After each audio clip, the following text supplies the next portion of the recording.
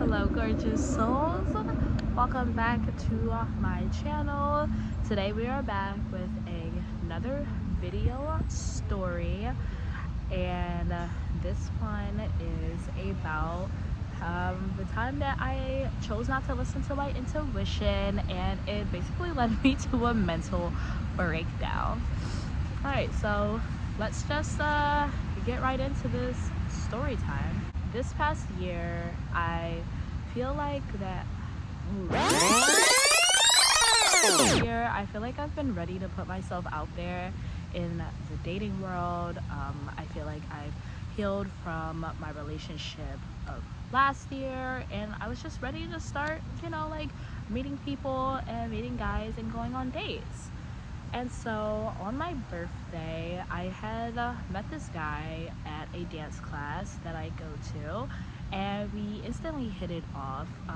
We had danced together, and it was just like instant attraction.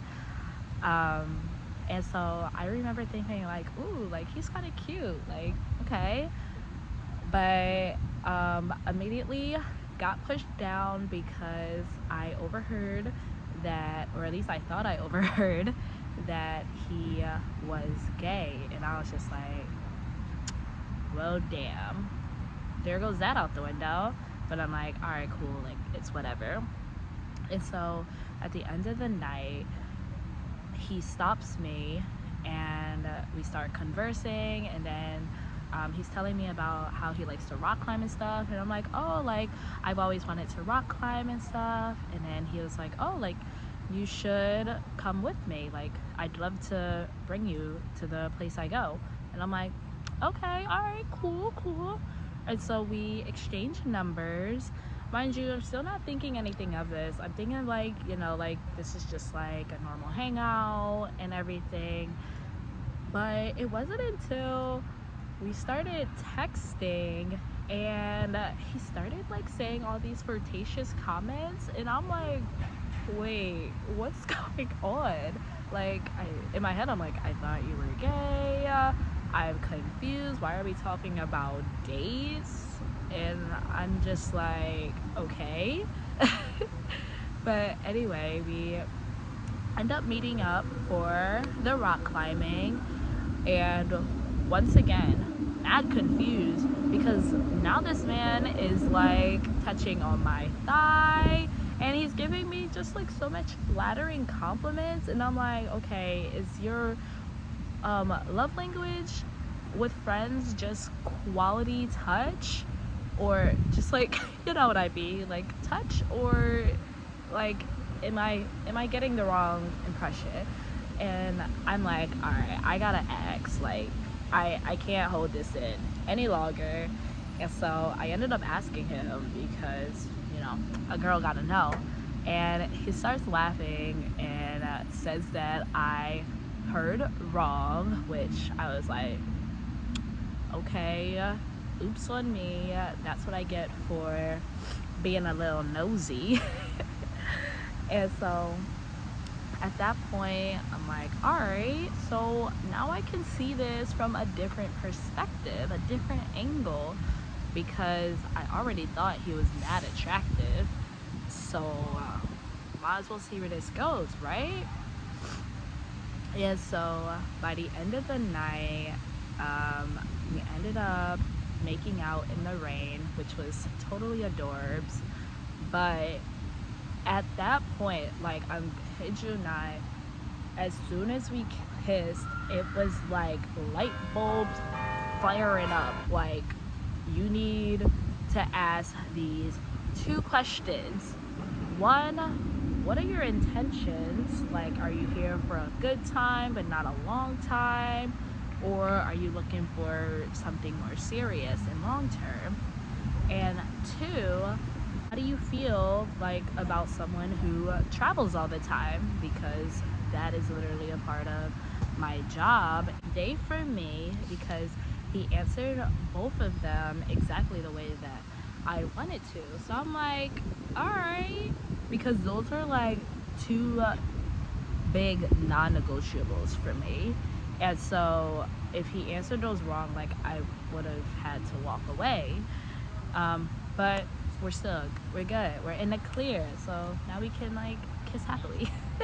You have to be very clear on your non-negotiables and stick with it, or like I said, you're gonna end up attracting like any old guy. So yeah, which is, you know, something that I had to learn the hard way, which you'll find out in a little bit. But you know, that moves us on to part 2 of the story. We've already got down that he has basically checked off 2 of my non-negotiables, but there were a couple of more that I need to ask him in order to move on with this. But I did not want to grill him like right on the spot, like, you know, like question after question after question. Like I didn't want it to feel like an interview. I wanted to flow a little bit more natural. And so I think I asked one of the questions like the next day, and then I did another question on the day after that.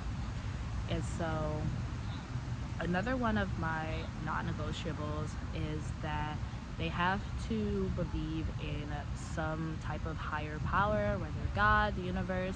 The name isn't really big for me, but they have to believe in something, and they have to have like a relationship with God, you know? That is just me personally. It's something that I look for in the men that I date. So on our next day, we ended up having a cute little picnic, and when it felt right, I ended up asking him like what his thoughts were on spirituality and his relationship with that, if he had any at all. And his answer was that he didn't really believe in anything. In fact, he didn't believe in anything. Oh hell no! Guys, when I tell you my heart sunk to the bottom of my stomach, I was like, oh no. Alright, so consciously I need to let him go. Like, this cannot go any further, right? So that brings us to part 3 of the story of yeah, did I actually let him go in that moment? At that moment, when he told me that, was like, I was like, you know, like, I respect what you say, but that is not something that's aligned with me. It was good talking to you. Let's go our own ways. We can still dance at the place and stuff. Did I do that? No, I did not. Instead, I thought that I could just live with knowing the fact that he didn't believe in God, and tried to trick myself into thinking that I was okay with that, which I wasn't. And so An eternity later. next like month and a half, I was finding any way, any reason to hold on to this guy. And I distinctly remember, like, each time I was seeing him, like, I felt that pit in my stomach, because my intuition was literally screaming at me that this is not in alignment for you. Like, yeah, this man is nice. Yeah, he's cool. He loves to travel. Does he even love to travel? I don't even think he liked to travel like that. What am I talking about? But yeah, like, he's active. Has a healthy lifestyle. He has, you know, some of the things that you like in a man, but he doesn't have the core thing, one of the core things that you're looking for. So of course you're gonna have this pit in your stomach. Of course, my intuition is telling me, like, you need to let go of this man.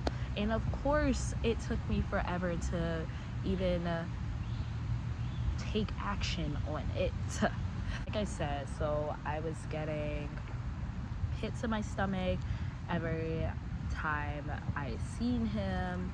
I was literally getting sign after sign, whether it was through my affirmations app, if it was like a literal sign on a billboard, something someone says about following your tuition. Like, I think I literally remember my brother having a conversation to me about how there was a time where he did not listen to his intuition, and it led him down just a terrible, unnecessary path. And I was like, in my head, I'm like, dang, though, like, I feel like God is just literally speaking through him to me.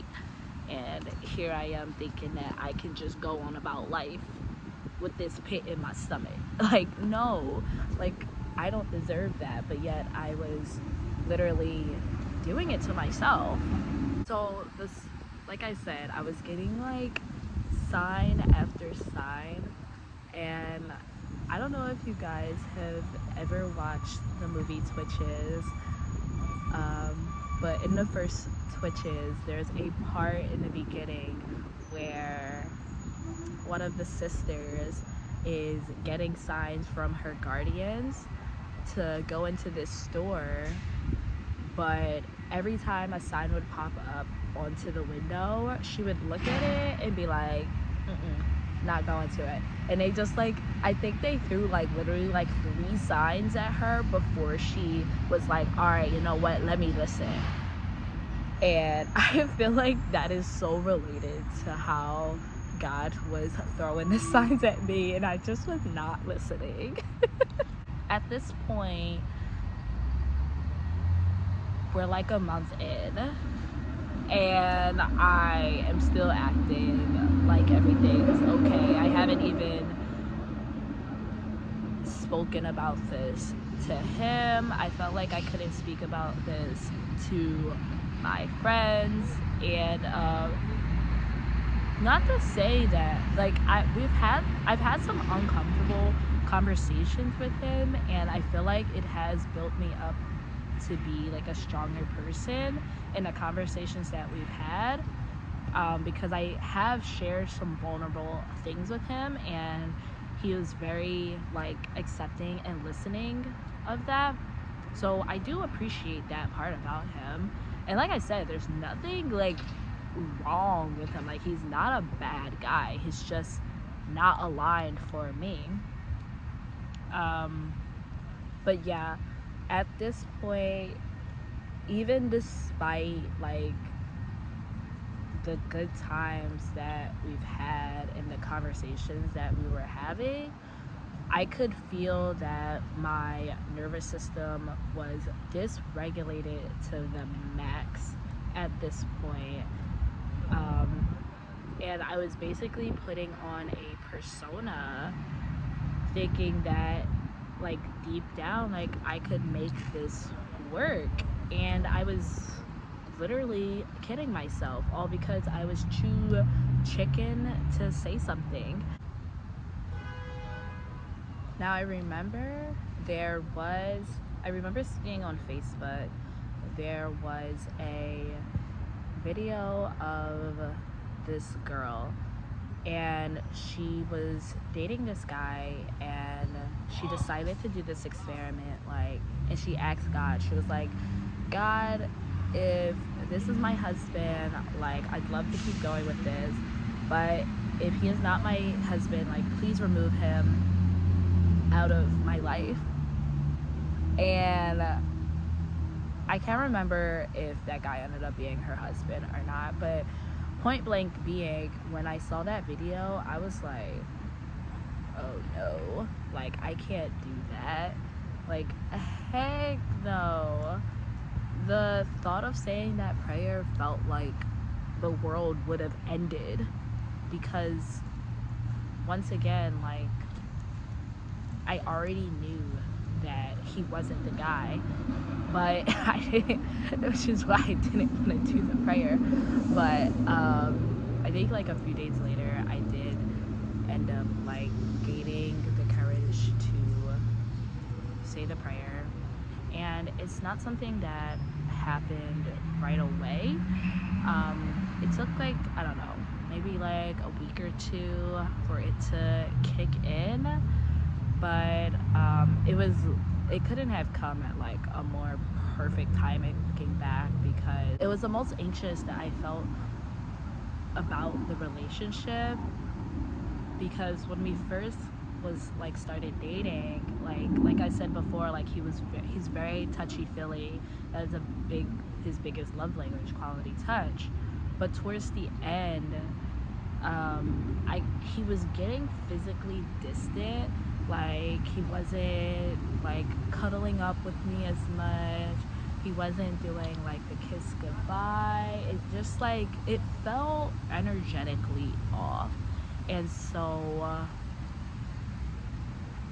I remember asking like, are we good? And lo and behold, he had told me like, like I was going to tell you in person because I respect you, but I can't like lead you on anymore.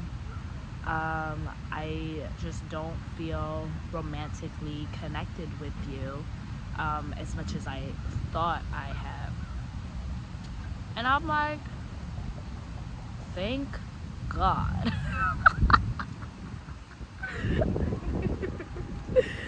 I know, you would think that I'd be sad about it, and I was so relieved.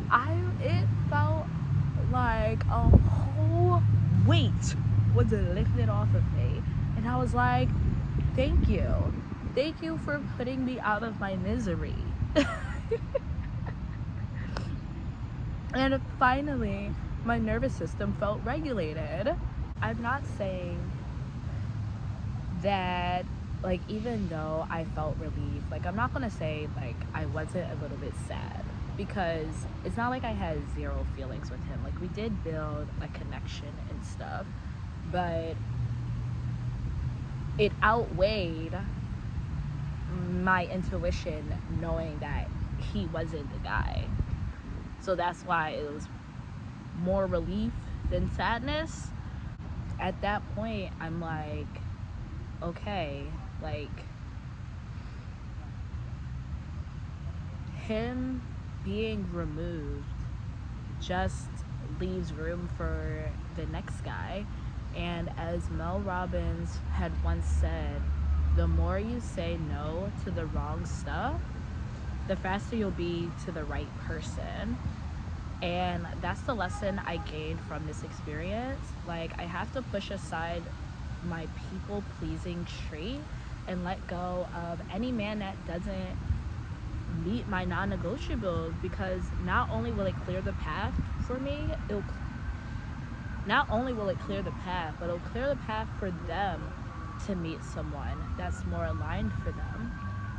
Or else you'll just end up stuck in the same loop, and like, who really wants to be stuck in the same pattern? I know I don't. And believe it or not, this is the second time that I went through something a little bit similar with the last guy, the last relationship that I was a part of. And so at this point, I'm like, this is the end of this loop. Like, I'm done. Like, I'm fucking done.